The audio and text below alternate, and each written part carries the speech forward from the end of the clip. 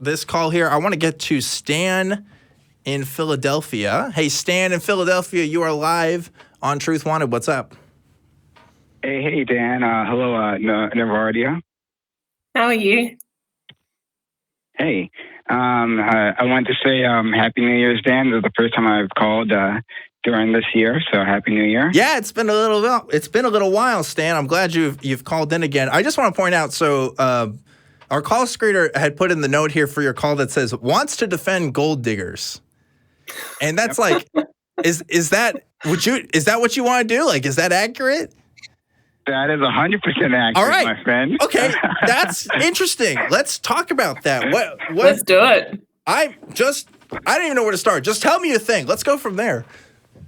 Okay, all right, yeah. So this is a spicy one. I've had for a while, and every time I introduce it, people have very strong reactions to it. But I think that gold digging should be like anything else. When it's between two consenting adults, then it's fine, right? Yeah. So I mean, people, gold diggers, like, in case someone doesn't know the term, is a person, usually a woman, is the stereotype, that who would partner up with someone because they feel they are well off financially, and are partnering just for that rather than love, or attraction, like physical attraction. And I think that that's just a perfectly valid reason to sign up with anyone, right? I mean, in this day and age, money goes a lot farther than muscles, right? That would be hundreds or thousands of years ago. That would be the main attraction. Like, can this person defend me? Will he be able to keep our family safe? Right? Before you did that with muscles, now you can do that with money and get other people with muscles to do that for you. It gives you opportunity, right? Like, that's the whole point when you're looking for an attractive mate, like someone who can have the best opportunity to pass on your genes. Right? Sure. Why not? But it relies on consent. That's the important part, right? So if two people go into a relationship, right, and they both understand, like, one partner is here for the money. As long as you have the money, then I will be here for you. Right? I will do my part in this relationship. But if it's a lie, right? If one person is saying that, like, I love you, when that is not the case, that's when it becomes a problem. Okay. So, yeah, I guess I get from the sense of, like, oh, yeah, if it's between two consenting adults, they should be able to live out the relationship the way that they want to. And if money is involved, then, just let them have it. Yeah, I understand that take. I guess the first thing that comes to mind for me, and I want to hear Navardi's take on this too, is, like, what happens when if someone develops that relationship to the point where it becomes a dependency? Because I feel like that can easily be something that could be exploited to some. Like, for example, if you have a relationship with somebody and they're paying for your college education, right? Then and you want to finish that degree, even if you don't feel comfortable with the relationship anymore, there might be a pressure there to continue that relationship because you're kind of dependent on them for something that you really want. And to me, that that's where it can kind of come into the harm territory, because there's a power dynamic there that's not in control. When we talk about different power dynamics in, like, BDSM relationships, for example, we know that outside the bedroom, hopefully that relationship is symmetrical in that everybody involved is still consenting, but before they enter the door and after they leave, like, everything's consenting except what happens in the bedroom, right? But this is something that's happening outside the bedroom. This is happening in people's daily lives. And so that's the first question / distinction I would want to know is, like, how would we handle issues like that if there's a way to do that? Yeah. Can you hear me? I had to swap my mic over. We can hear you just fine. Awesome. So my problem with that one is that it is also open for huge amounts of abuse. Yeah. So you've got things like financial abuse, which is something that is quite problematic, as you can understand, because once somebody is in a financially abusive relationship, they end up being unable to leave Mm-hmm. this abusive relationship because, they don't have the money to go anywhere. Also, Dan, what you said, like, if the person's paying a person to go through college, which in my opinion isn't kind of a crazy thought because, we have an affordable education system over here. Um, um, And the it doesn't have to fact be of the just college too. I just want to point out, yeah, like if you have a kid, right, and yeah, you're supplementing part of your income with a relationship with somebody, that mm, becomes that's like a hostage situation almost. It's like because you yeah, wouldn't want to put the safety of your kid out of the line. And like I maybe this is like a bunch of outliers, and maybe I'm thinking this happens with everybody. I don't know. I'm not in like the gold digging community. So like if somebody has a relationship with a gold digger or vice versa and wants to call in and tell us more about that, I'd totally be down to know because I don't know. I'm making assumptions about something I don't know too much about. But anyway, go ahead and continue what you were saying. yeah. So sometimes when a person has a change, and it doesn't even have to be financial. It could be a physical change. It could be something. A lot of the times, that when that power dynamic shifts, the relationship falls apart. I mean, how many times have you heard of people who've had a partner who's always been overweight, and then all of a sudden this person's gone, all right, I'm going to lose weight, and then Mm-hmm. the next thing you know, their marriage of 25 years has fallen apart because one of the partners has lost weight, and that's a problem, because of course, if the only thing that's tying you to this person is their finances, what happens if they lose that finance? Yeah. So if you want to be a gold digger, and it's again a consensual situation, I'm okay with that. I just think it's completely fraught with Mm. a lot of things, and Yeah. it's very open to abuse, in Yeah. my opinion. What do you think about that, Stan? I think my ideas match up with everything you've said. I mean, I think no person can consent to abuse, right? Mm. So abuse, no matter what form that comes in, whether it be physical, emotional, sexual, or financial, right? Mm. I think in a gold digging relationship, and okay, let me make something clear. I am not wealthy. I would not be the target of any Yeah. of this. You're not doing this Unless, so you can tell people, hey, ladies, come on down, right? Yeah. Yeah. I Okay. mean, unless they're really into ramen noodles, then yes, I am the man. Maybe they have a sodium Um, deficiency that they need to take care of. yeah. Yeah. This is me from my outside perspective, right? Mm-hmm. So I would say that like in a more consensual relationship, like um the one partner would be applying the money, right, and then the other one would be supplying whatever it is that the first partner wants, right? And it doesn't have to be just sexual. It could just be really emotional support, right? Like Mm, some people are just lonely, right? Like that's the Yes. yeah. thing. And they can't, for whatever reason, find a partner, or feel like they can't, even if they might be able to, right? And so they may decide to get into this relationship. And you know what? I've heard, right, from sex workers, right? I've heard from sex workers that it's entirely possible that a man can come into their apartment, right, pay them money, right, and say like, I don't want to be touched, I'm not looking here for Yeah. that. I just want to talk. Yes. Mm, Yeah. So those things are real, right? And so if that's the kind of relationship, and again, everyone is consenting, right? No one's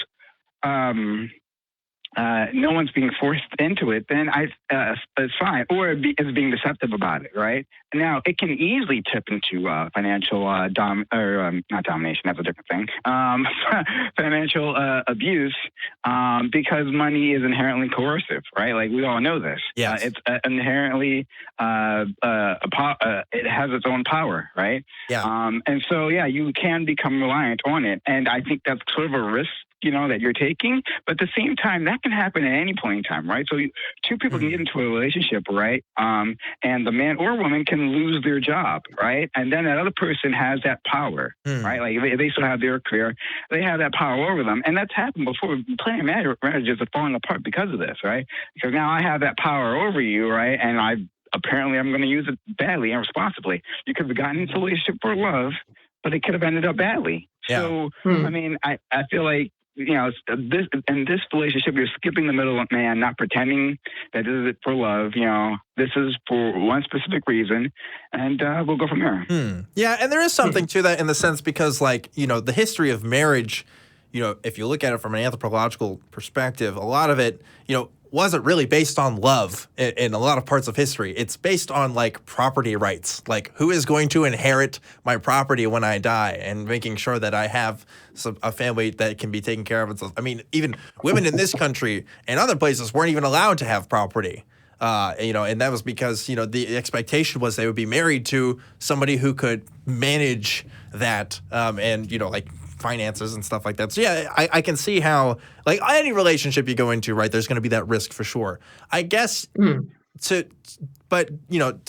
only counterpoint I can think of to that though is if you have the explicit expectations that, hey, this person is going to help me financially in these specific areas, then like you're defining where those dependencies can lay upon. And maybe the solution is don't go into gold digging if you really, really need the money. I don't know. But then it's kind of like, well, that's kind of part of the fun. I don't know.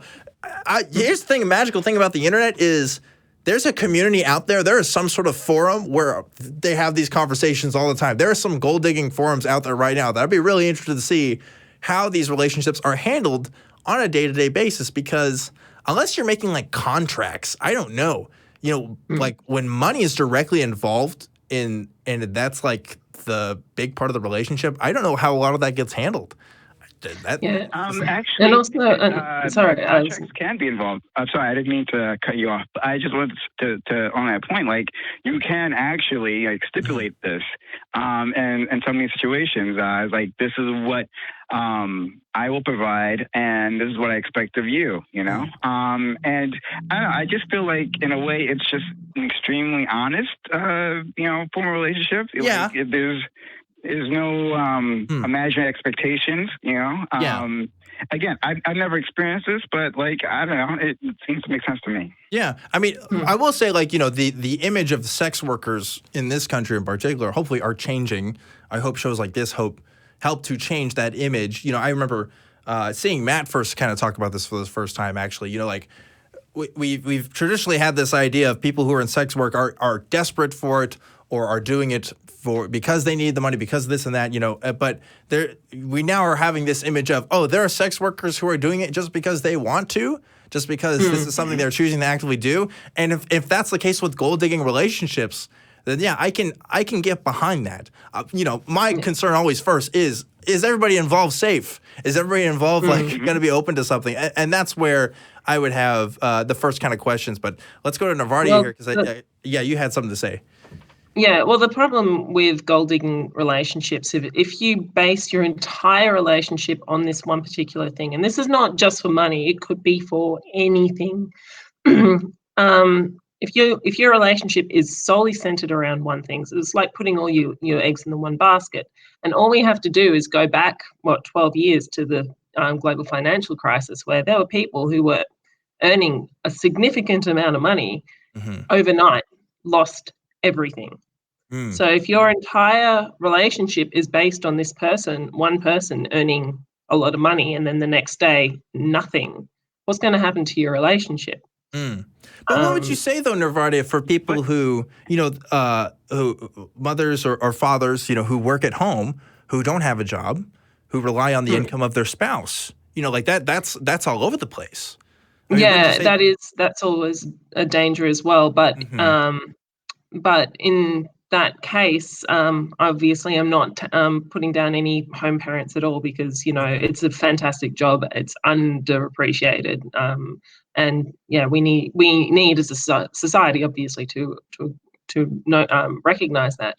But what I'm saying is, if you've gone into a relationship knowing that all you're going to do is be there because you're there for the money, but not for the person's sense of humor, being attracted to them, the love that you have. If it's just simply I'm there because I need you to, buy me, basically, Mhm. like, then you won't have that basis. You might have that basis after a while. You might actually end up falling in love with somebody, but Hmm. yeah, I think you need to base a relationship on something a little bit less materialistic Well, what than would you say? money. I'm just curious though, because there are some people who entire relationship are based on casual sex, or casual hookups, and Mm, I don't see that it is any more materialistic in the same sense as look, they want one thing and that's the other person's body, mm, and if that person loses control of their body in some way and they change their body in ways that isn't pleasing to the other person, they're not going to be interested in having that. Like, would you yeah. say that that's a different case, or would you? I would say it'd be a similar case. Hmm. As I was saying, like, you can like base your relationship on whatever works for you. I mean, Hmm. I'm not a qualified sexologist or anything Sure. like this. This is just me shooting the breeze. Mhm. But I think you need to also base a relationship on something other than like something more than one thing. Don't put all your eggs in one basket, because if Yeah. that basket breaks, then yeah, the basis of your relationship is is weak, Yeah. basically. It's It's open to harm in some yeah, it's form. more Yeah. open to harm. Yeah. I So see that for sure. Well, this is an I interesting want call. What were we I gonna want to say, be sure Stan? that Yeah. I just want to be sure to say that, like, I am not advocating this. Oh yeah. I'm just saying that, like, if a person were to get in such a relationship, that I don't know, like, again, if it's consenting, then it really shouldn't be derided, and it's really no one else's business if everyone there is yeah, agreeing to what's happening. Yeah. I agree with you on that one. Yeah, I I just agree with think you it's on that too. Yeah. fraught with danger. I just think it's fraught with danger, and that's just my experience. Um, Not because I'm a gold digger, because I'm not, but just my experience in my own personal relationships is if you base your whole relationship on one particular thing, you're not likely, Yeah. like it's more likely to fail. Yeah. In my opinion. I see a lot of. Yeah, there's aspects to relationships that are hard to maintain if it's based on one thing, and that's true. But yeah, I think to Stan's point, all the three of us talking here we're not saying that you shouldn't have a gold digger relationship because we just think it's wrong. Like we'll Mm, never go to that level, but we're no, just kind of exploring the kind of inner aspects of what that relationship would be like and how we can kind of, I guess, ethically navigate that from kind of a humanist perspective as best we can. And I still have questions, but that's definitely something I would want to know more about. And definitely from people who've had those kinds of relationships, please tell me about your experiences or email the show or tell me, because I would love to know a bit more about that. What a fascinating question. Thanks for calling in about that, Stan.